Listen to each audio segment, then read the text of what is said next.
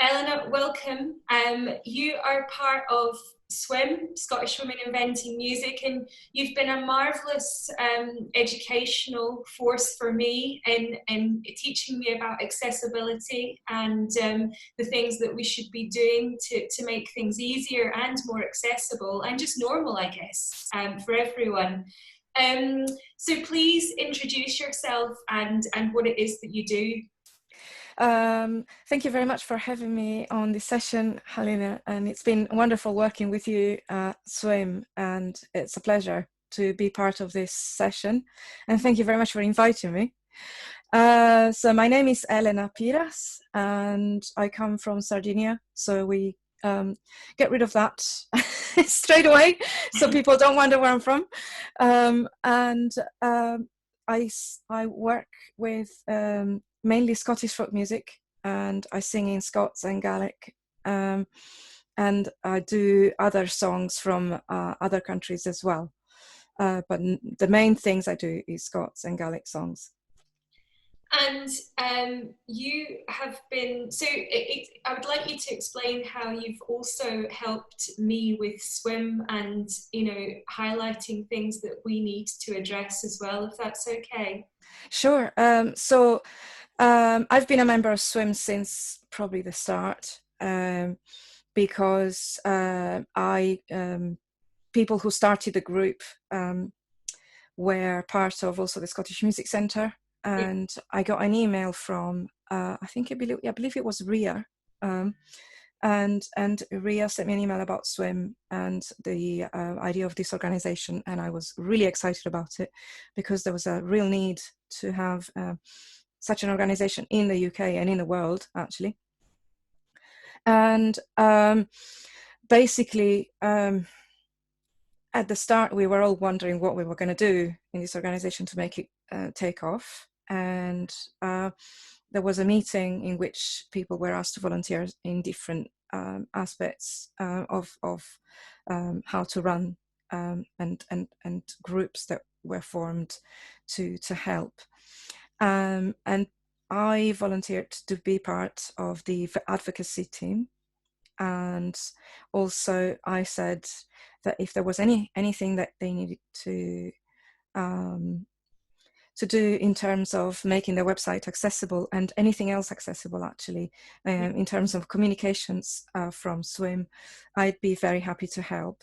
And that's how I got involved with Helena, who has made a mammoth effort.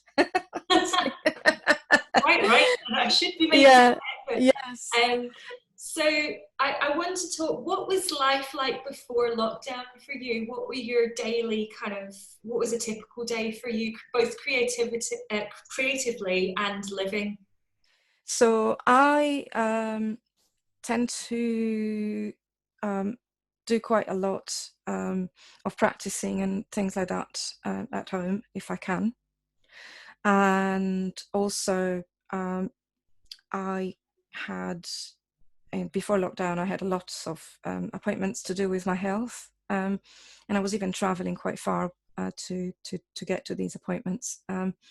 So there was a mixture of work and travel for both work and health that was happening for me. And in that within that travel, I used to sort of even see friends as well. So all that was going on before lockdown for me. And I was looking forward to some performances and waiting to hear about funding from friends of mine and seeing what we were going to do. And there were possibilities for June, and I had to go to a performance on Easter Monday.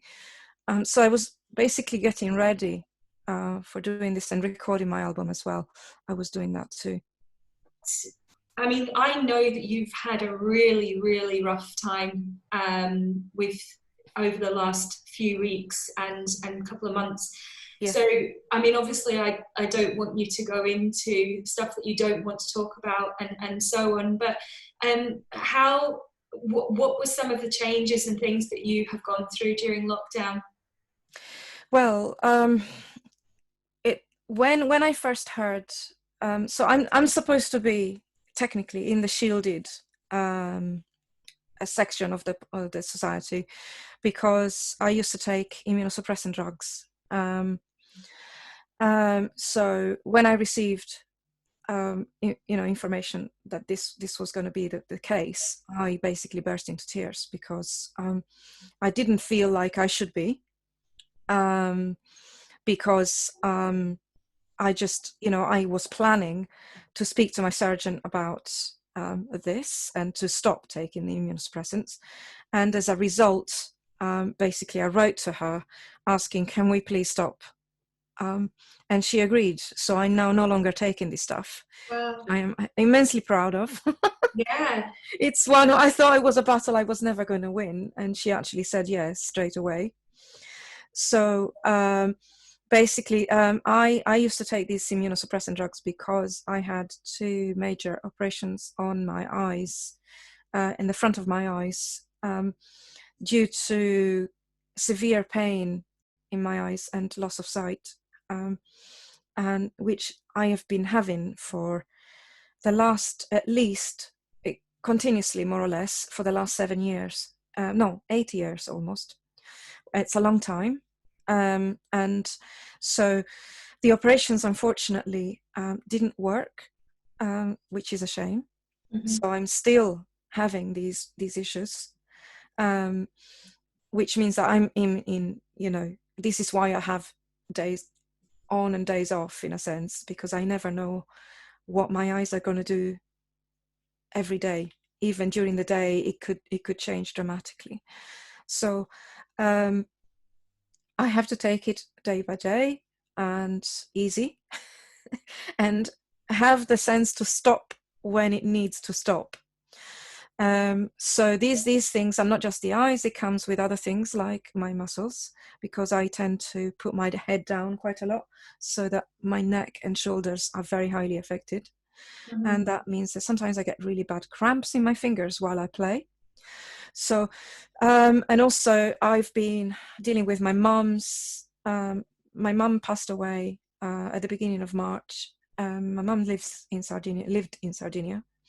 So basically, because I was taking the immunosuppressant drugs, the coronavirus had already broken out in Sardinia, or in Italy, actually. I think by the time my mum passed away, they had announced their first case of coronavirus there. And so, as a precaution, everybody was telling me, "Don't go." Although I would have gone, but then I just thought maybe not. Yeah. So, the funeral, they do funerals very, very quickly in Italy. So my mum passed away on the Monday, and the funeral was Wednesday afternoon. So it's very fast. They might have delayed it if I was to go, to give me time to get there. But yeah, basically, I missed my mum's funeral, and she'd been in hospital for a while, but had been sent home, because all the tests they'd done either hadn't worked or had been inconclusive. So we don't know. I think she had a stroke, and they just didn't catch it. So yes, I'd been talking to my mum on a regular basis, of course, because of this. And I was kind of silently planning to go and visit, but it didn't happen. And I found out later that she was doing the same, trying to find a good time to come here, and so on. So basically, I've been sort of dealing with that as well. Emotionally, it's been really tough.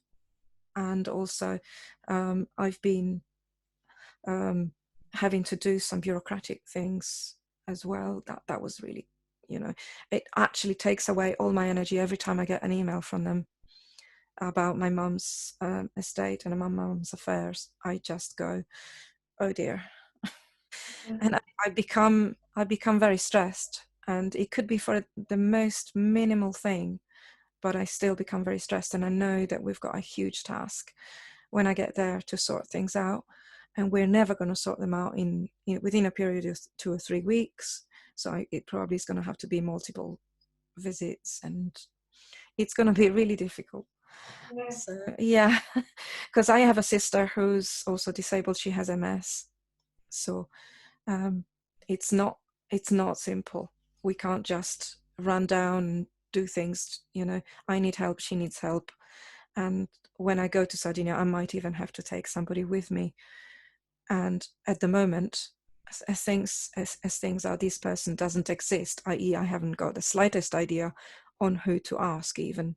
You Yeah. know, so it's really difficult. Um, um, yeah, I've been having lots of things like this over the past couple of months, and obviously then the virus arrived here as well, and we went into lockdown too. Um, although we haven't really had it as severe as Italy at all, and let's touch wood, it doesn't happen. And my city has been the worst in Italy after Lombardy, which is quite quite an achievement. I was really sort of shocked that this happened, and then that's mainly because people just don't listen and they just keep doing what they want to do. Even though the mayor put some um, laws in place for people not to go out, and there's police everywhere, and people just do what they want to do. Yeah. And they've paid the price, unfortunately. And it's been absolutely terrible. I'm so sorry. Like, Yeah. genuinely, I can't even begin to imagine. But I'm so, like I said earlier, I'm so inspired that you're still going, you're still creatively Yeah. going. So in that respect, I mean, there is the cliche of music being a savior. Has it been that in your case? Yes, because I found that I could keep doing what I was doing, really. So I have a PA, one of my PAs that comes to help, who is helping me to record my album. And because he comes to my house, he has a recording studio in his shed, which is 2 minutes down the road from me. Mm-hmm. So we can actually go and record in the shed, because the distance we have to keep in my house is the same as in the shed. Right. So that hasn't changed, because I don't go into his house, and so on and so forth. So, and I'm near enough home that I can just go home if I need anything. So it's easy. I've been able to keep recording my album and working on that, and also I was quite well. I was quite annoyed of the fact that we couldn't actually go and perform, and of the money that we lost Yeah. over that, potentially lost even, because for musicians it's so important. Even if you go to a performer's night for a very, very small reason, you could be picked up, and you could get work out of that. It's that simple. And for us, it's really important to go to these places sometimes. So with Alex, who is the person that's helping me to record, we've been talking about doing stuff online, and he said, oh, maybe you should do a blog, or maybe you should do this. And I have never done anything like that. And I said, what am I going to say anyway? I'm not a gossiper as a character, and I just don't do gossip. I don't do things, oh, I've just eaten a beautiful slice of cake, thank you very much, such and such, for making it. I can't do that kind of stuff. It's really it's beyond me. I don't even read it. So what am I going to say? And I said, I don't really do anything in my life that's worth talking about, you know so basically I completely rejected this idea of the blog, and of even putting anything up on a regular basis. So I thought maybe we could do a concert, a small online gig that would sort of make me feel better about doing all this work and not performing. And I was getting more and more people saying, oh, why don't you do something that will cheer us all up? And I thought, you know what, I might just do that. So I gave it a try, and thinking, nobody's going to watch it.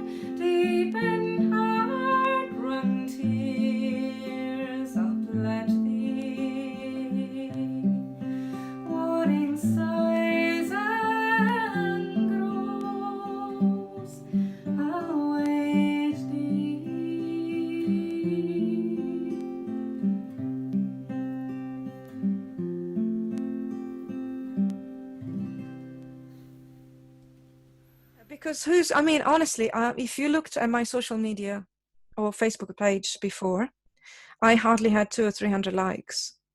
And my website, yeah, it had traffic, but there was nothing special going on. So any promoter would go, I'm not going to do anything with you because there's nothing going in your life, basically. You're not doing anything. However, promoters missed a bit that we're actually doing quite a lot, because we couldn't go out and perform if we didn't. Yeah. Yeah, which, the likes on a social media platform are nothing in comparison to what we actually do in reality. And that's what I think. So basically, I decided I had to have a go, and I was very, very unexpectedly followed and liked by lots of people as a result. So the video, I can't remember how many watches it's had.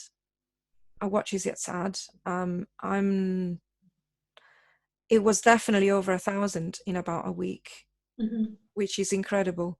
I mean, you look at my YouTube. I don't think I could even make 1,000 amongst all the videos I've got there. Yeah. So I was really surprised. I thought, what have I done? And I didn't think I was doing anything special, especially because everybody else was doing the same thing. And I'm not a believer of doing everything else that everybody else is doing. Yeah. It's just not, again, it's not something I do. If everybody decides we go to the supermarket today on a Saturday, I don't go to the supermarket on a Saturday. I'm that way. it's I don't know why, but I've always been that way. And so I did this, and my Facebook personal page, as well as my band page, my musicians page, have gone absolutely crazy. So I get hundreds of friend requests a day, messages, comments on my videos.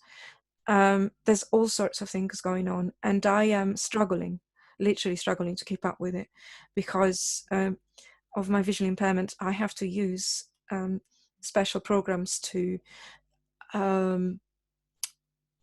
access these things, to read the computer screen or the phone, or to use the phone. And it takes longer. It just takes longer, because I have to listen to all the blurb that VoiceOver tells me before it actually gives me the information I need. Yeah. So it's a real challenge to really get used to. And sometimes I get used to this robotic voice going through my head. I get completely exhausted by listening to it, and I can't deal with it, and I have to stop because it's too much. There is a very big difference between taking a split second to click confirm on a friend and me having to listen to what VoiceOver said that takes 20 to 30 seconds. Right. It's a long time, yeah. In comparison. So we're going on a different level here completely. So and I even following people's advice, just do it twice a day. It still takes hours. I'm spending 3 to 4 hours a day doing this. It's a long time, and I'm doing a fraction of what's there. And would you ever consider getting someone to help you with your social media in terms of managing it? Yeah, I'd love to. It's paying for it. Yeah, Yeah, yeah. you know, because that is a paid job in itself. I mean, if I am taking that time, all that time to do it, this person would be taking time themselves. Mm-hmm. And you know, I think, as you appreciate as a musician as well, time is money. You have to, you know, appreciate people's work, Mm-hmm. and that's difficult. The response to the live streaming, how has that helped in terms of how you are coping with the current situation? Yeah, so that has basically spurred me on to keep going, because I used to work on a basis that I had a target or a deadline, and basically did that in relation to the deadline, and planned all my work around it. And now I've got this, and I've created my own deadlines, which in a way it's almost making one's life um, work for me. You know, I just decided that unless I was going to do it myself, nobody was going to do it for me. So I had two choices: either I sort of accepted the fact that we were in lockdown and there was nothing I could do, and I could be depressed, and I could be um,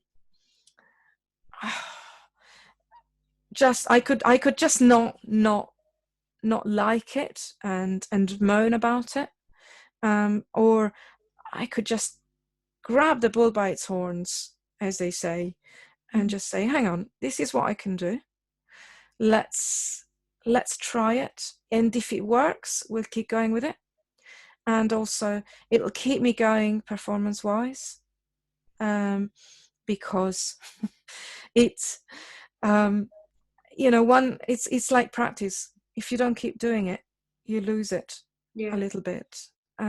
So it's really important, to keep going with that. So the fact that you don't have an audience in front of you doesn't really matter, because the audience will respond either afterwards or within the actual live stream. So I have Alex there to sort of read what's some of the comments, Yeah. and sometimes he's able to respond. So, or sometimes he just tells me during what I'm saying in between songs, and I respond to the people and say hello. So yeah, it can be done. And I know there are people who involve their whole families in the live stream. You know, everybody's doing something. Mm-hmm. So it's not impossible. I'm not the only one, and I'm not doing it because I'm visually impaired. I'm doing it because it's kind of nice to have someone else there as well. Yeah. Uh, you know, so yeah, it was really inspiring for me to discover, actually I can do this, and there is nothing to fear. Oh, that's great. Yeah, there is absolutely nothing to fear.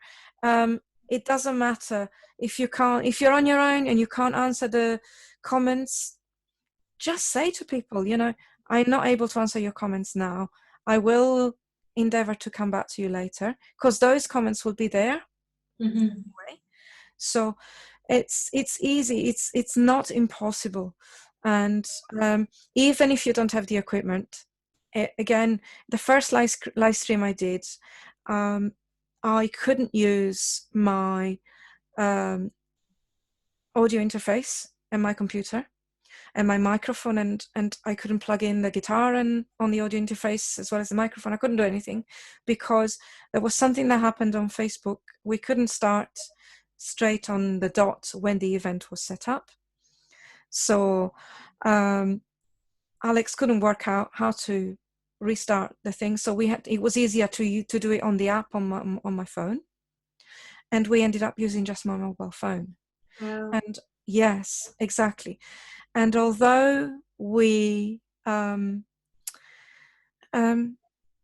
it was actually quite funny, because people were calling me on my phone because they couldn't connect. they were calling me and saying, you know, on my mobile, and I was saying, please don't ring me because I am using my phone to do the live stream. I can't answer you. It was really quite funny. But yeah, so, and there was, the audio wasn't too bad.